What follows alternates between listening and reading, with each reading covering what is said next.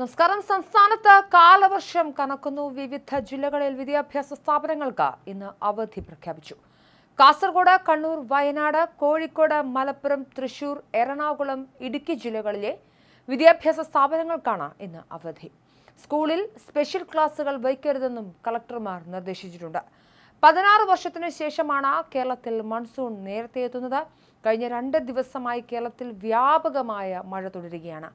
കേരള തീരത്ത് നാളെ രാത്രി വരെ ഉയർന്ന തിരമാല മുന്നറിയിപ്പും നൽകിയിട്ടുണ്ട്. റെഡ് അലർട്ട് നിലനിൽക്കുന്ന വയനാട് ജില്ലയിൽ NDRF സംഘം എത്തിയിട്ടുണ്ട്.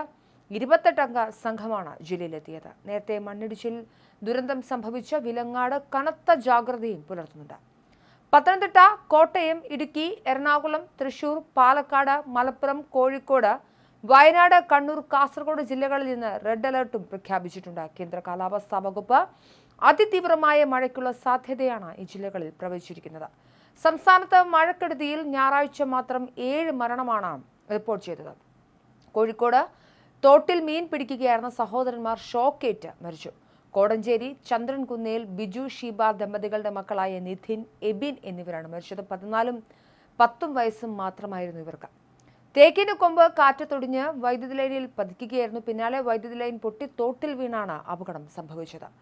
കോഴിക്കോട് വില്യാപ്പള്ളിയിൽ ഓടുന്ന ബൈക്കിന് മുകളിലേക്ക് തെങ്ങ് കടപുഴകി പ്രദേശവാസിയായ പവിത്രൻ എന്നയാൾ മരിച്ചു.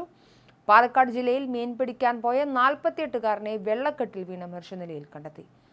തിരുവഞ്ചക്കോട് മൈലാഞ്ചിക്കാട് പള്ളത്തുപടി സുരേഷ് ശങ്കരനാണ് മരിച്ചത്.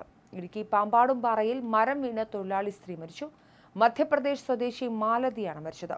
കൊടുങ്ങല്ലൂരിൽ കാഞ്ഞിരപ്പുഴയിൽ മണൽ വാർന്നതിനിടയിൽ വഞ്ചിമറിഞ്ഞ് കാണാതായ ആളുടെ മൃതദേഹവും കണ്ടെത്തി.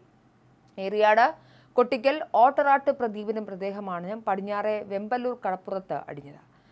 അപകടത്തിൽ പാലക്കപ്പറമ്പിൽ സന്തോഷ് കഴിഞ്ഞ ദിവസം മരിച്ചിരുന്നു. അപകട സാധ്യത മുന്നിൽ കാണുന്ന ഘട്ടത്തിൽ സഹായങ്ങൾക്കുമൊക്കെയായി 1077 അല്ലെങ്കിൽ 1070 എന്നീ ടോൾ ഫ്രീ നമ്പറുകളിൽ ബന്ധപ്പെടാവുന്നതാണ്.